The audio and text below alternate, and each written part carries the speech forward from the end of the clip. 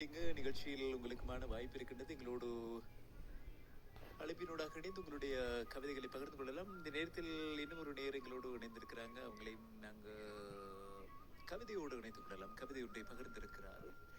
எங்களோடு பதுல்லையிலிருந்து ஃபாஹிரா ஃபாரூக் இணைந்திருக்கிறாங்க. இனிமையான இரவு நேர வணக்கம். ரேடியோ ராகா உறவுகளுக்கு ருக்ஷாந்த் சார் உங்களுக்கும். இரவின் மடியில் இனிய பாடல்களுடன் தொடரும் பயணத்தில் என் கடிதம், காதல் கடிதம். சொல்ல முடியாமல் தவித்த வார்த்தைகளை எழுத்துக்களால் கோர்த்து எழுதிய கடிதத்தை உன்னிடம் தர முன்னமே நீ நீட்டினாய் உன் திருமண அழைப்புதலை. என்ன செய்வேன் நான்? சிரிப்பினில் வலிகளை மறைத்து கொண்டேன். என் காதலை மறைத்து கொண்டு என்னில். அழகா இருக்கிறது. சொல்ல முடியாமல் தவித்த வார்த்தைகளை எழுத்துக்களால் கோர்த்து எழுதிய கடிதத்தை உன்னிடம் தர முன்னமே நீ நீட்டினாய் உன் திருமண அழைப்புதலை. என்ன செய்வேன் நான்?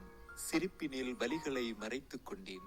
என் காதலை மறைத்துக் கொண்டு என்னில்.